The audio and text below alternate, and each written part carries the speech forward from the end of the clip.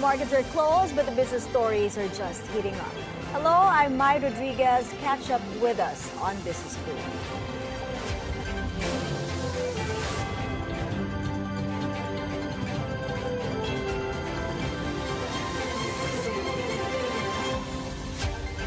Asian shares are mostly higher this Friday as investors await a key speech from Federal Reserve Chair Jerome Powell at the Jackson Hole Symposium.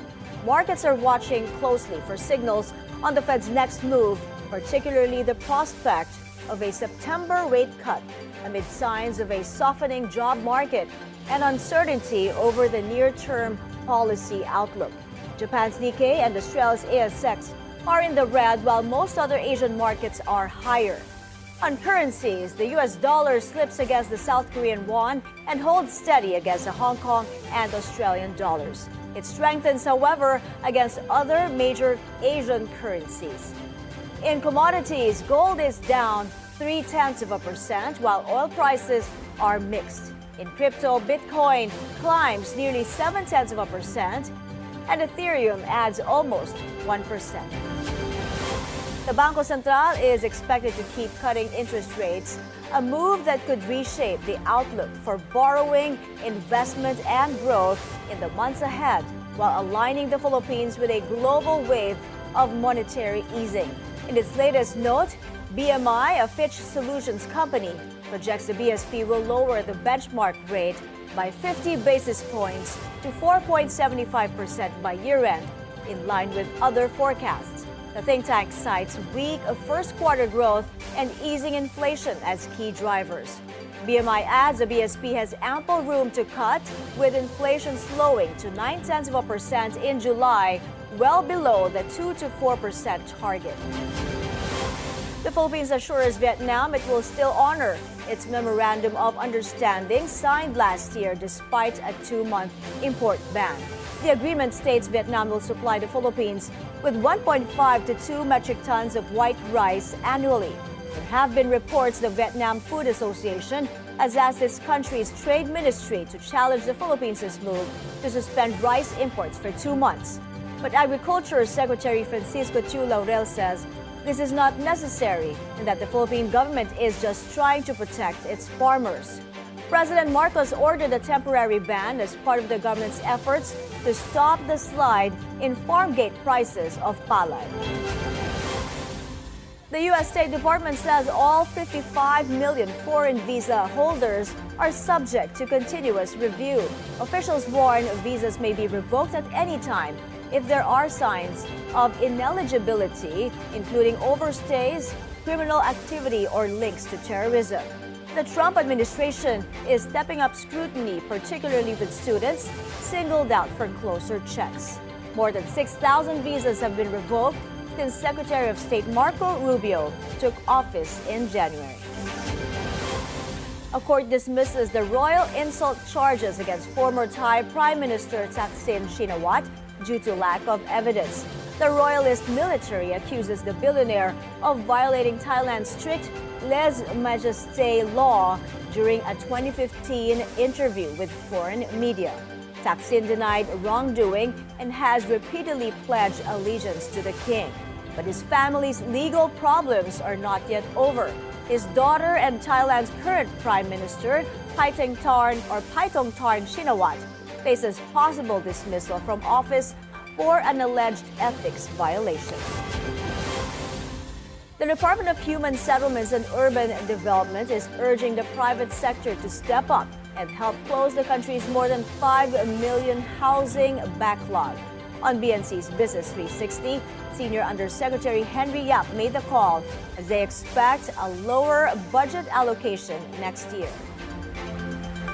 The whole housing sector actually requested 225 billion, but we're only being allocated 5.5 billion next year.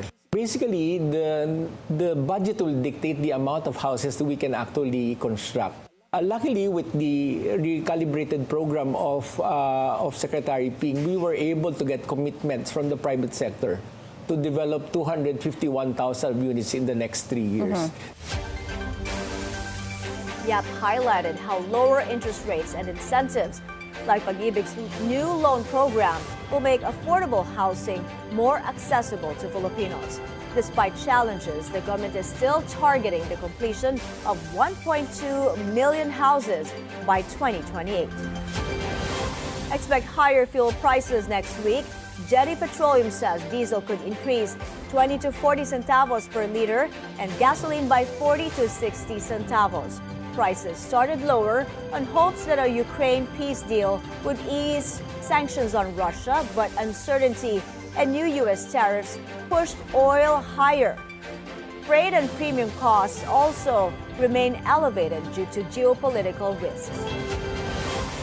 TikTok is pausing all real money gambling ads in the Philippines starting today, a move that marks a big shift in the push to regulate online gaming and create safer digital space.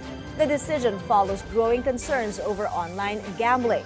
TikTok says it remains committed to working with Philippine authorities to promote a positive platform experience. Its policy had allowed gambling ads only under strict age restrictions and licensing requirements, but the full pause goes further than those rules. The Philippine Amusement and Gaming Corporation has no plans for now to lift its moratorium on new online gaming licenses, underscoring the tug-of-war between revenue generation and rising social and regulatory risks. PAGCOR Chairman Alejandro Tenco says this is under review. There are already more than 70 licensed online gaming sites and applications, including Arena Plus, Playtime, and Bingo Plus. Despite the freeze, online gaming remains PAGCOR's biggest revenue driver. It expects to generate over 116 billion pesos this year, with about 60% coming from the sector. Taking a short break, more business stories are coming up next. You're watching Business Brief.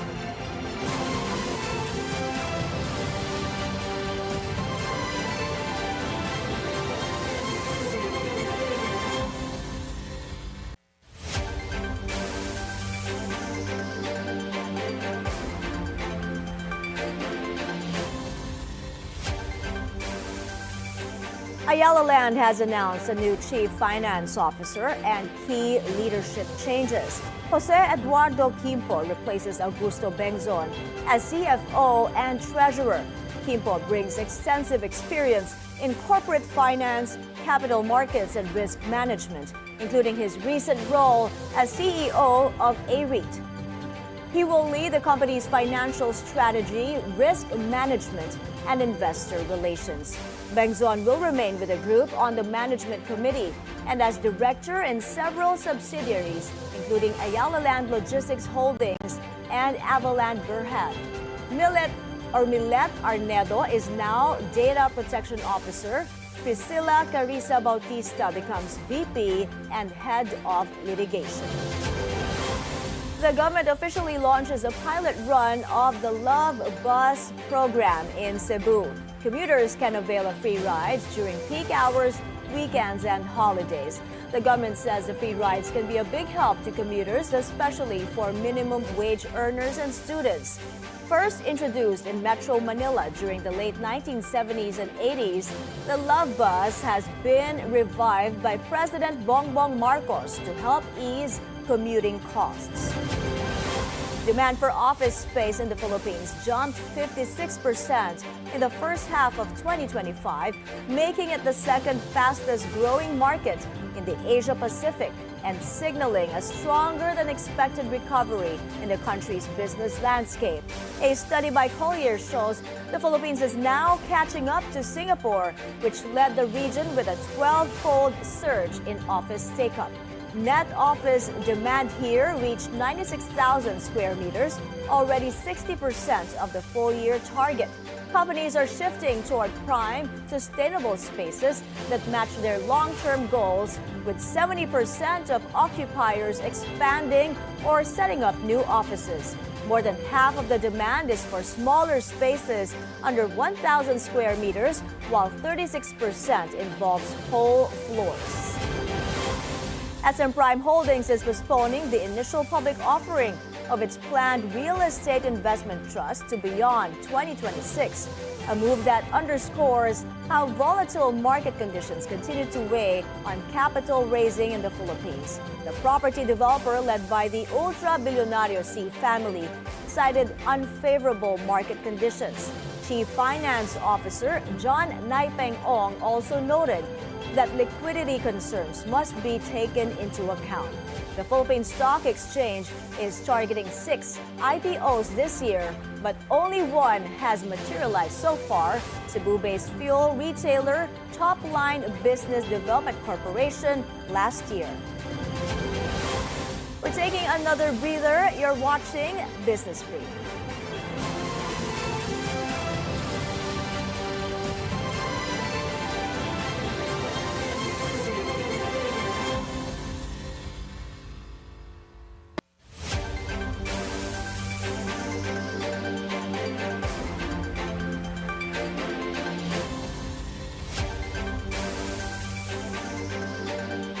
A Filipino-American enters a not guilty plea on terrorism charges in Los Angeles. He is accused of sending financial support to ISIS. More from our America correspondent, Steve Angeles. 28-year-old Philippine-born Mark Lorenzo Villanueva of Long Beach, California, appeared at a federal courthouse in Los Angeles on Thursday for his post-indictment arraignment. He faces 3 counts of terrorism-related charges, including providing material support and resources and possessing a firearm. While in court, Villanueva entered a not guilty plea and had his trial date set to October of this year. Villanueva is said to have sent a dozen payments totaling $1,615 to people whom he believed were members of ISIS. According to the complaint, American undercover agents learned of Villanueva after being messaged on a social media platform by a person claiming to be a Syria-based ISIS fighter, who told them Villanueva had been sending money to support ISIS. The complaint shows conversations in where Villanueva, who also went by the name Abdullah Al-Jamil, would continue vowing his allegiance to ISIS. Aside from sending money, he would also talk about his combat training and the types of weapons he had and was capable of using. Authorities seized what was believed to be a homemade bomb when he was arrested earlier this month. The indictment also indicates that Villanueva has had a prior felony conviction for a stalking case in September of 2017. At least one family member and several representatives of the Philippine consulate who are monitoring the case were present in the courtroom. Villanueva is scheduled to return to court next month for a preliminary hearing. A conviction carries a federal prison of 20 years. Steve Angeles, Bilyonaryo News Channel, Los Angeles. NVIDIA CEO Jensen Huang is visiting the Taiwan semiconductor manufacturing company. Huang said his Taiwan visit will focus on NVIDIA's new technologies, including virtual reality chips. He also welcomed the Trump administration's decision to allow his company to resume shipments to China. The Chinese government has expressed concern about potential backdoors in NVIDIA chips, but Huang asserts their products do not have backdoors. H20, I'm very grateful that the U.S. government, the Trump administration, has approved licenses for us to export H20s to China. Recently, China asked some questions about some security backdoors in our chips. We have made very clear and put to rest that H20 has no security backdoors. There are no such things. There never has. Officials of sports apparel giant Adidas visit an indigenous town in southern Mexico on Thursday. They offered an apology over a sandal-inspired shoe design that Mexico's government had blasted as cultural appropriation. Adidas vowed to collaborate with the local community to ensure respect for its cultural heritage. Philippine shares ended the final trading day of the week in positive territory. The PSE index ended higher by less than 0.1% to close at 62.81, finishing the day as the 9th best performer in Asia. Majority of the sectoral indices ended in the green, with property rising the most at over 1%. Decliners outpaced advancers 97 to 93. Total value turnover reached 6.4 billion pesos. Week on week, The PSE fell by 0.5%. The day's most active stocks ended mixed, with Meralco rising the most at more than 3%. DigiPlus fell the most at over 5%. Meanwhile, the foreign exchange market, the peso, is currently trading at 57.07 against the greenback, down from its previous close of 56.96.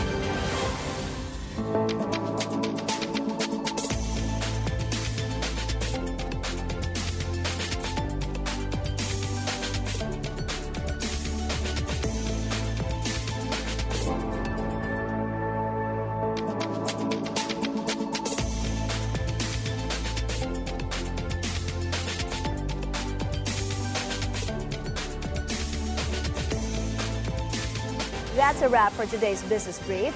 I'm Mai Rodriguez. Join us again next week as we bring you the stories that help you plan your next big, bold moves in business. Only here on the Bilyonaryo News Channel. See you then.